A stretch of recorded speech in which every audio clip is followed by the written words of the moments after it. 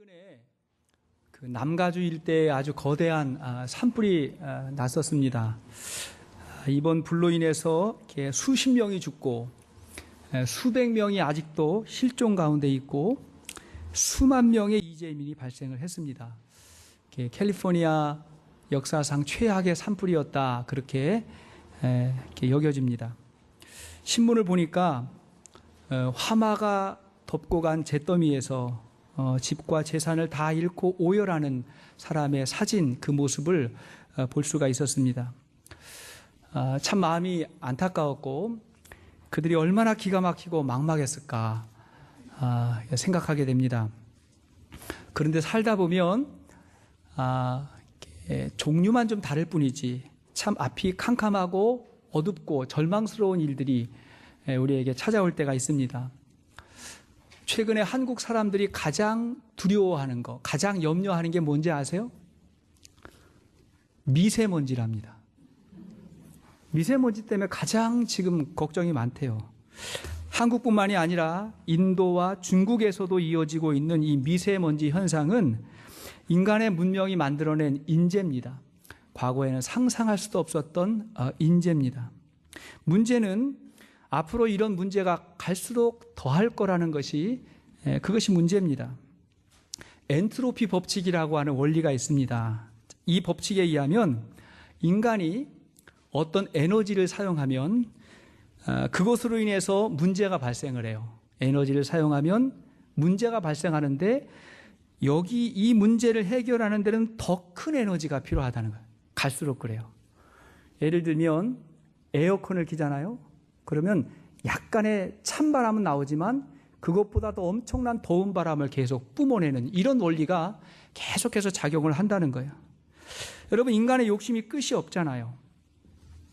그 욕심을 채우기 위해서 만들어 놓은 각종 문명은 더 큰 무질서를 만들어내고 더 많은 문제를 안고 살아가야 돼요. 인간의 이 거대한 문명을 유지하기 위해서 환경이 오염되고 바닷물이 오염이 되고 쓰레기가 쌓이고 해결할 수 없는 더 많은 문제들이 계속해서 다가오는 것을 보게 됩니다. 그러니 세상은 점점 더 어둡고 무질서해지며 수많은 문제가 생겨요. 얼마 전에 한국에서 청년 사역하는 목사님 만났습니다. 청년분인데 대부분이 30대래요. 근데 얼마 전까지만 해도 3포, 3가지를 포기하고 산다. 직장도, 집도, 결혼 포기하고 산다 그랬는데 지금은 5포, 7포. 손에 핸드폰을 들고 자기 차를 가지고 있고 굉장히 편리하게 사는 것 같은데 점점 포기해야 될 게 많은 낙심의 시대를 살아가고 있다는 것입니다. 이럴 때 우리는 어떻게 살아야 할까요? 앞을 예측할 수 없는 캄캄한 시대에 우리는 어떤 지혜를 가지고 살아야 될까요? 여전히 답은 성경에 있다고 믿습니다. 그리고 우리는 예수 그리스도에게서 답을 찾아야 한다고 믿습니다. 세상의 문제는 세상의 원리가 아니라 하나님 나라의 원리를 알아야 풀리는 것들이 너무나 많습니다. 오늘부터 대강절이 시작이 됩니다. 대강절은 우리 주님을 기다리는 절기예요. 2000년 전 그 어둡던 시기에 오시기로 한 예수님이 말씀대로 오셨고 이제 장차 이 말 어둠과 환난의 때에 다시 오실 예수님을 기다리는 절기가 대강절입니다. 오늘 본문에서 소개되는 선지자 이사야는 예수님께서 오시기 전 약 700년 전에 활동하던 남쪽 유다의 선지자였습니다. 당시 북이스라엘과 남유다의 갈등이 굉장히 심해졌습니다. 남쪽 유다는 북이스라엘의 위협에, 전쟁의 위협에 시달리고 있었습니다. 그 당시에 남유다의 왕이었던 아하스 왕이 이러한 북이스라엘의 공격에 대비해서 이방 민족이었던 아수르에게 구원의 손길을 내밀려고 하는 그러한 어려운 상황이었습니다. 그러자 백성들은 그런 왕에게 크게 실망했고 나라는 안팎으로 큰 위기에 빠지게 되었어요. 자, 이때 유다의 백성들은 우리에게 믿을 만한 리더, 정말 신뢰할 만한 지도자가 필요하다고 그렇게 생각했습니다. 그래서 이들은 선지자 이사야의 말에 귀를 기울였고 이사야는 앞으로 오실 메시아, 그러나 인간이 아니라 하나님이 보내주실 메시아에 대해서 예언하기 시작했습니다. 자, 이미 이사야 7장 14절 말씀을 보면 이렇게 예언했어요. 시작. 그러므로 주께서 친히 징조를 너희에게 주실 것이라. 보라, 처녀가 잉태하여 아들을 낳을 것이요 그의 이름을 임마누엘이라 하리라. 자, 이런 메시아가 올 거다. 근데 장차 올 위대한 지도자는 불완전한 인간이 아니라고 말합니다. 왜냐하면 이 세상에서는 완전을 기대할 수도 없고 어느 누구도 완전한 왕이 없기 때문에 그렇습니다. 그래서 이사야가 말해요. 장차 오실 메시아는 이스라엘만의 통치를 넘어서서 온 세상을 영원히 다스릴 메시아, 그분에 대해서 소개하고 있습니다. 그분이 오셔야 돼요. 그날이 와야 됩니다. 자, 이미 이사야가 예수님 오시기 전에 예언했던 그 메시아는 2000년 전에 이 땅에 이미 오셨고, 또 장차 그분이 다시 오셔서 이 땅을 정의와 공의로 영원히 통치하실 예수님이십니다. 자, 그분 어떤 분일까요? 첫째로 그분은 어둠의 땅을 밝히고 빛으로 오십니다. 자, 어둠을 밝히고 빛으로 오셨습니다. 본문 1절 말씀을 보시겠어요? 본문 1절 보니까 시작. 전에 고통받던 자들에게는 흑암이 없으리로다. 옛적에는 여호와께서 스불론 땅과 납달리 땅이 멸시를 당하게 하셨더니 후에는 해변길과 요단 저쪽 이방의 갈릴리를 영화롭게 하셨느니라. 자, 이 말씀을 보면 서로 대조적으로 쓰이는 두 단어가 있는데 뭐냐면 전에, 옛적에라고 하는 말하고 후에라는 말이죠. 두 가지가 대비를 이루고 있습니다. 자, 전에는 고통받던 어둠의 땅이, 후에는 어떻게 된다? 메시아의 오심으로 새로운 빛을 보게 될 거다라고 하고 소개하고 있는 것입니다. 자, 그 땅은 구체적으로 어디일까요? 1절 다시 보니까 전에 고통받던 자들에게 흑암이 없으리로다. 옛적에는 여호와께서 스불론 땅과 납달리 땅이 멸시를 당하게 하셨더니, 자, 스불론 땅과 납달리 땅이 멸시를 당했다. 이 땅은 주로 이스라엘 북쪽에 있는 변방 지역입니다. 변방 지역이에요. 변방은 아시겠지만 외적이 침입해 오면 가장 먼저 수탈을 당하고 억압을 당하는 어려운 사람들이 살아가고 있던 지역이에요. 근데 그 변방 지역을 뭐라고 불렀냐면 갈릴리 지역이라고 했습니다. 자, 그것이 갈릴리예요. 그래서 1절에 중간에 보니까 후에는 해변길과 요단 저쪽 같은 땅이에요. 해변길과 요단 저쪽 이방의 갈릴리를 영화롭게 하셨다. 자, 선지자 이사야는 메시아가 훗날 그 지역 스불론 땅과 납달리 땅 그 변방 지역을 다니며 새로운 빛을 밝히게 될 거라고 그렇게 예언하고 있습니다. 그리고 실제로 이 말씀은 그 지역을 중심으로 활동하시게 될 예수 그리스도에 대한 예언의 말씀이죠. 자, 마태복음 4장 12절 말씀. 마태복음 4장 12절 보니까 시작. 예수께서 요한이 잡혔음을 들으시고 갈릴리로 물러가셨다가 나사렛을 떠나 스불론과 납달리 지경 해변에 있는 가버나움에 가서 사시니. 그러니까 예수님의 주요 활동 무대가 어디였죠? 이스라엘 북쪽 갈릴리 지역이었습니다. 계속해서 2절을 말씀을 보니까 시작. 흑암에 행하던 백성이 큰 빛을 보고 사망의 그늘진 땅에 거주하던 자에게 빛이 비치도다. 자, 그 땅의 어둠의 백성에게 큰 빛이 되었다. 누가? 메시아가, 예수님이 그런 거예요.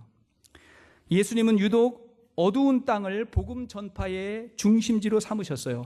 그래야 밝게 빛나잖아요. 어둠의 땅에 있는 사람들은 어둡잖아요. 그들에게 구원의 소식을 먼저 전하는 것입니다.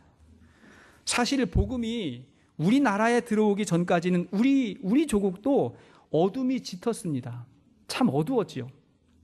1884년 아펜젤러 언더우드 선교사가 인천 제물포항에 동시에 발을 디디면서 미국 교회의 후원을 얻고 한국의 선교가 본격적으로 시작이 되었습니다. 이때 언더우드 선교사의 기도문을 보면 그 당시에 우리나라의 상황, 영적 상황을 우리가 알 수 있어요. 그때 그분이 이렇게 기도했대요. 오 주여, 지금은 아무것도 보이지 않습니다. 주님, 메마르고 가난한 땅, 나무 한 그루 시원하게 자라오르지 못하고 있는 땅에 저희들을 옮겨와 심으셨습니다. 그 넓은 태평양을 어떻게 건너왔는지 그 사실이 기적입니다. 주께서 붙잡아 뚝 떨어뜨려 놓으신 듯한 이곳, 지금은 아무것도 보이지 않습니다. 보이는 것은 고집스럽게 얼룩진 어둠뿐입니다. 어둠과 가난한 인습에 묶여있는 조선 사람뿐입니다.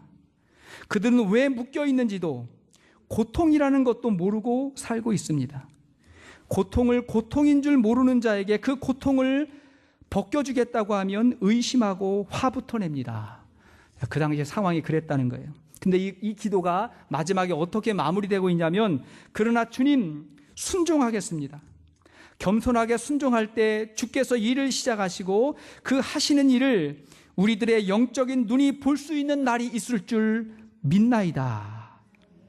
그렇게 기도했어요. 그들이 이렇게 기도하면서 가난하고 메마른 어둠의 땅, 우상이 충만했던 그 땅에 복음을 심고 교회를 세우고 학교와 병원을 지었습니다. 이제 기독교는 우리 이민자들을 포함해서 한국의 최대 종교가 되었습니다.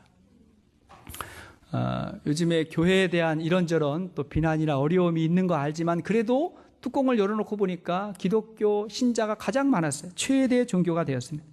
12월이 되면 서울시청 앞에 거대한 성탄절 트리가 시내를 밝힙니다. 그리고 모든 도시, 모든 동네마다 십자가의 네온이 켜지고 크리스마스 트리가 번쩍여요. 밝아졌어요. 그 사이에 우리나라는 눈부신 발전도 이루었습니다. 안타까운 것은 같은 민족인데 북한 땅에 있는 영혼들은 아직도 어두워요. 밤이면 어둡고, 그리고 영적으로도 너무나 어두운 안타까움을 우리가 보고 있기에 그곳에도 주의 복음이 전해지기를 간절히 기도하는 것입니다. 무신론자들은 물어요. 아니, 항변해요. 이렇게 말해요. 왜 하나님이 계시다면 악이 세상에 존재하는가? 왜 악한 일이 세상에 많은가? 이렇게 항변합니다. 이 말은 왜 세상에는 밤이 존재하는가 하고 같은 말이에요. 왜 세상에 밤이 있습니까? 왜 밤이 있죠? 빛이 없으니까. 빛이 없으니까 결과적으로 어두워지는 거잖아요. 그죠? 어둠이라는 것은 실체가 없다니까요.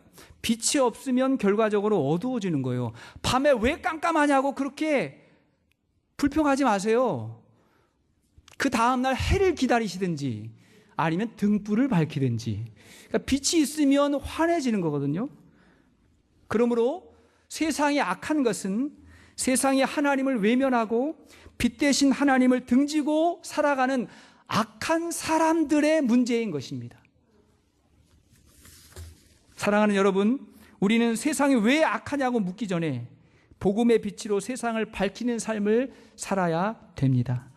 우리가 그리스도 안에 있으면 우리는 새로운 피조물이 되고, 그분이 내 안에 오셔서, 그분의 빛이 내 안에 오셔서 나를 통해서 세상을 비추는 빛이 되는 것입니다. 자, 좌우에 계신 분들에게 한번 격려하십시오. 당신이 등불입니다. 시작. 당신이 등불입니다. 당신이 등불입니다. 우리는 세상을 밝히는 역할을 감당해야 될 사명이 있는 것입니다. 자, 두 번째, 그러면 이 땅을 밝히러 오신 예수님은 어떤 모습으로 그분이 오셨을까요? 자, 6절을 보시겠습니다. 6절을 보니까 시작. 이는 한 아기가 우리에게 낳고 한 아들을 우리에게 주신 바 되었는데 그의 어깨에는 정사를 메었고 그의 이름은 기묘자라 모사라 전능하신 하나님이라 영존하시는 아버지라 평강의 왕이라 할 것임이라. 자, 여기 보니까 한 아기가 태어난다고 소개하고 있습니다. 한 아기가 태어날 거다. 하나님 보내신 메시아는 동정녀 마리아를 통해서 마구간에 누인 아기의 모습으로 이 땅에 오셨습니다. 그의 어깨에는 정사를 메었다 했는데 이 정사란 통치권을 말합니다. 통치력. 예수님은 세상 죄를 짊어지는 십자가를 그 어깨에 메었으나 그 십자가를 통해서 하나님의 나라가 이 땅에 세워집니다. 십자가가 하나님 나라의 통치의 원리입니다. 자, 이어서 성경은 예수님의 이름을 소개하면서 메시아의 특징을 몇 가지로 증언하고 있습니다. 자, 첫째, 그분은 놀라운 지혜자이십니다. 놀라운 지혜자다. 6절을 보니까 그의 이름은 기묘자라 모사라 그랬죠. 그의 이름은 기묘자 모사다. 우리 성경을 보면 기묘자, 모사가 이렇게 각각 다른 사람 같은데 영어로 보면 이게 같이 나와요. 기묘자라고 하는 말은 놀라운이라는 말이에요. 놀라운, wonderful 그런 말이에요. 놀라운이란 말이고, 모사는 지혜자, 상담가, 카운슬러 그런 말이에요. 그러니까 기묘자 모사라는 말은 wonderful 카운슬러 그런 말이에요. 놀라운 지혜자다. 자, 예수님은 놀라운 지혜자이십니다. 그분의 탄생이 얼마나 놀라워요, 여러분? 하나님이 그런 모습으로 오실 거라고 누가 생각했겠습니까? 그분의 가르침과 기적이 얼마나 많은 사람들을 놀라게 했어요. 정말 놀라운 것은 그분이 죽은 후에 벌어지는 일이 정말 놀라운 거예요.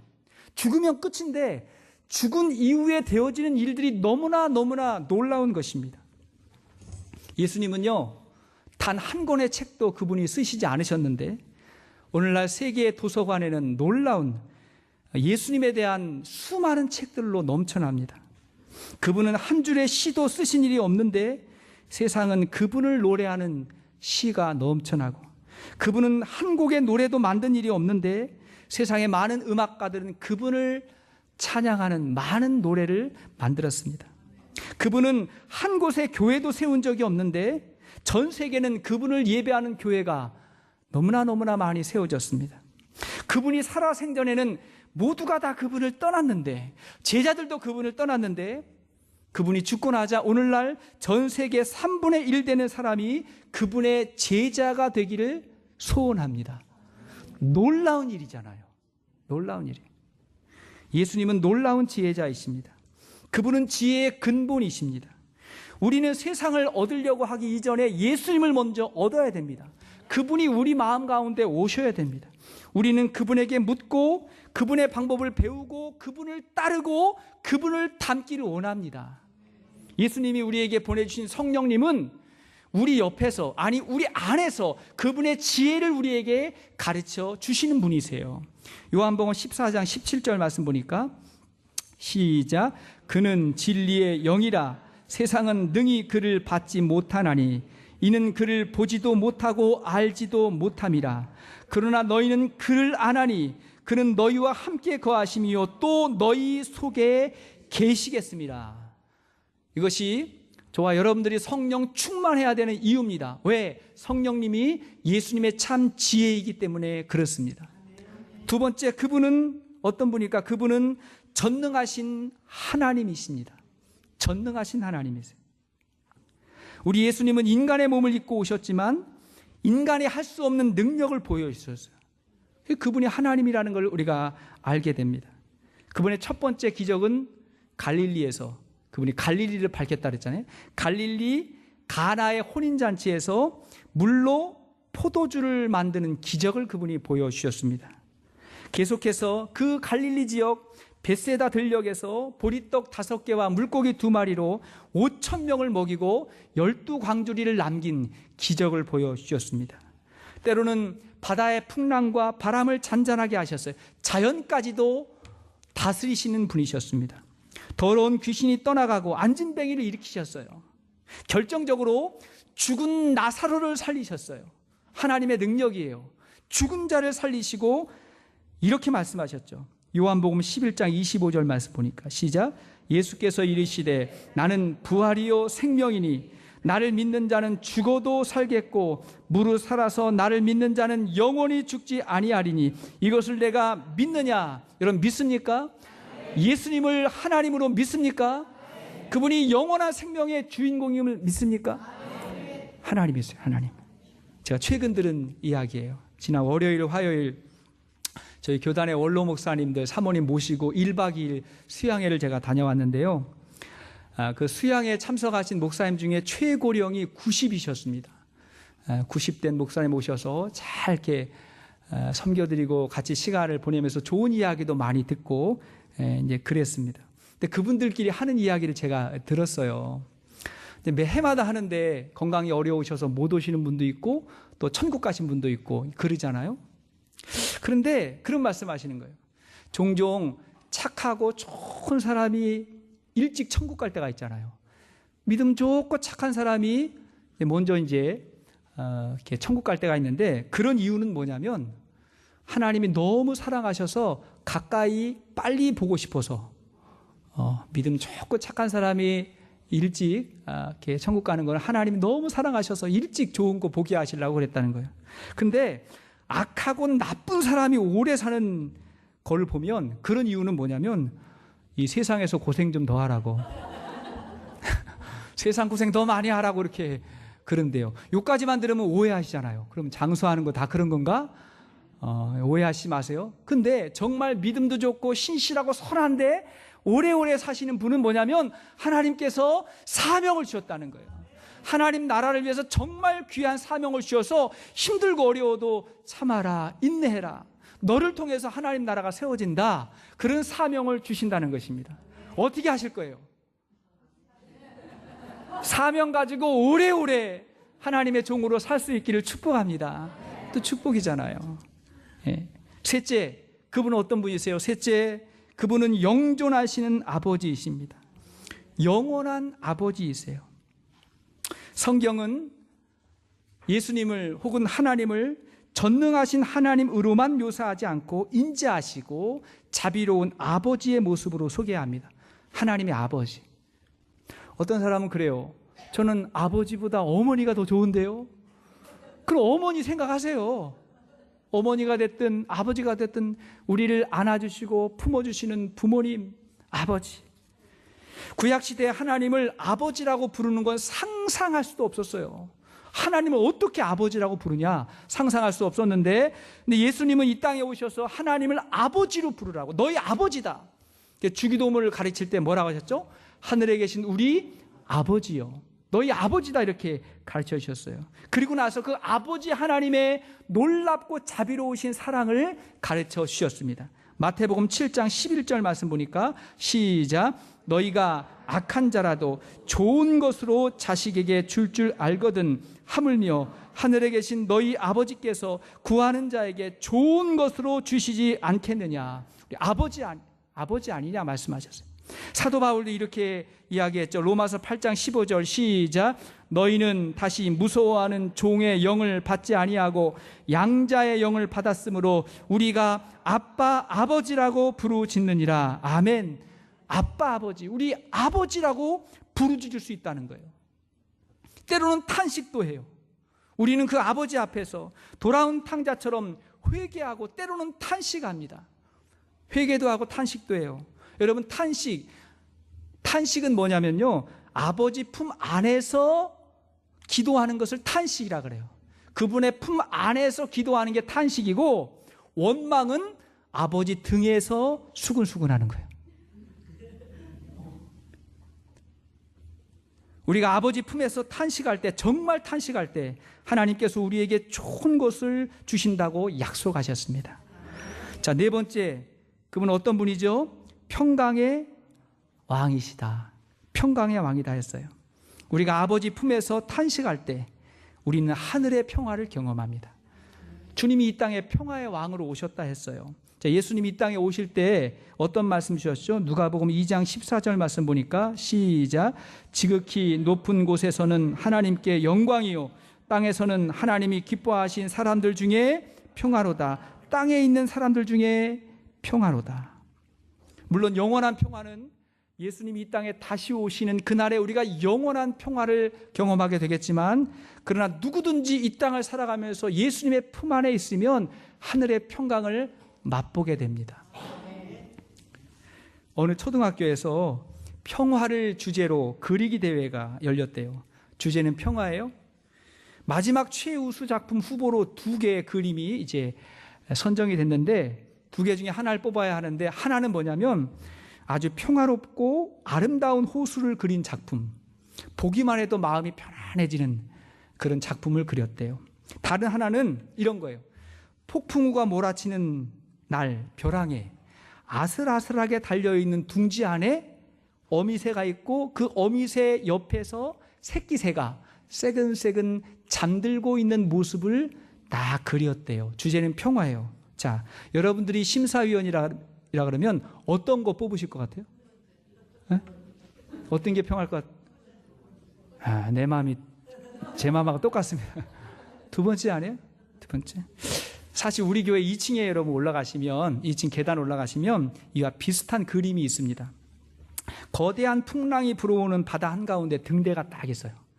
등대가 딱 있는데 그 등대에 등대지기로 여겨지는 사람이 딱 서 있습니다.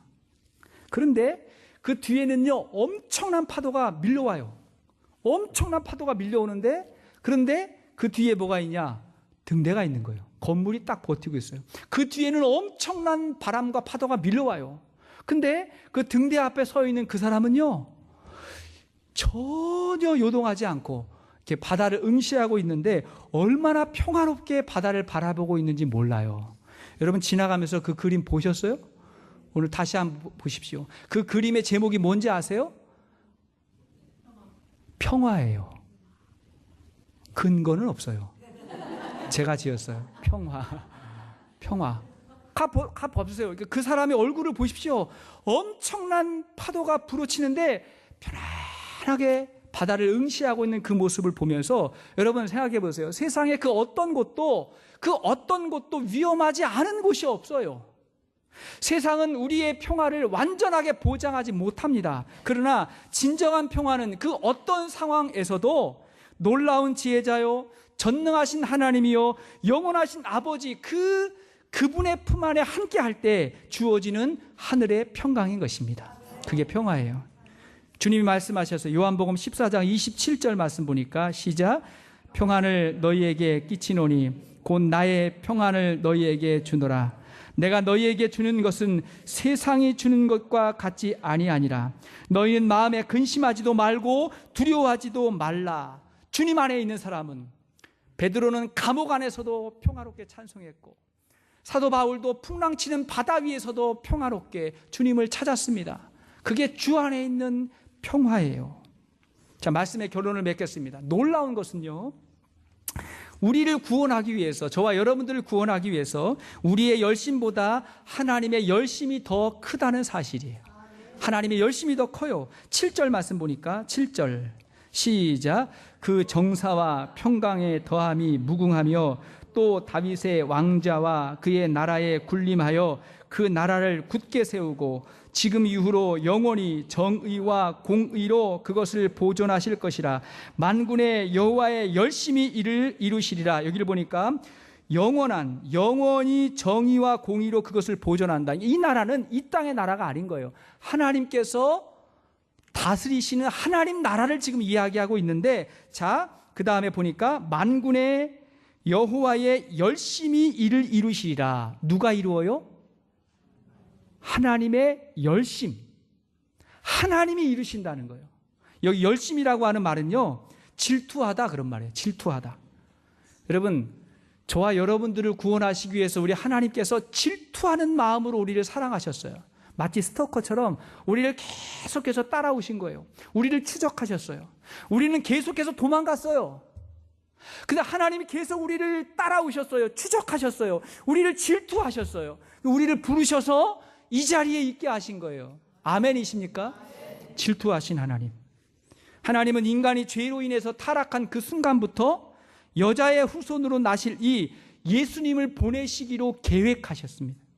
그리고 수많은 예언자들을 통해서 오실 예수님을 예언하셨고, 때가 참에 아기의 모습으로 예수님께서 오셨습니다. 그의 어깨에 정사가 메었고, 그분이 십자가에서 죽으시고 부활하신 후에는 약속하신 성령님이 오셔서 우리를 빛과 진리로 인도하셨어요. 계속해서 인도하시는 거예요. 하나님의 나라로 인도하시는 거예요. 모든 것이 하나님의 열심으로, 하나님의 주권으로 되어진 일이에요. 아멘이십니까? 하나님의 열심이에요. 그분의 열심. 여러분들이 하나님을 믿으려고 노력한 것보다 여러분들을 구원하려고 하는 하나님의 노력이 훨씬 더 컸습니다. 훨씬 컸어요. 그래서 우리의 구원은 하나님의 은혜입니다. 우리는 내 구원을 위해서 한 것이 아무것도 없어요. 단지 하나님의 열심을 믿음으로 받아들인 거예요. 믿음으로 받아들여서 하나님의 자녀가 되었고 예수님의 제자가 되었습니다. 이제 우리는 빛으로 소금으로 우리 안에 거하신 주님과 함께 빛과 소금으로 주님의 다시 오심을 기다리는 거룩한 성도가 될 수 있기를 주의 이름으로 축복합니다. 같이 한번 찬양하시겠습니다.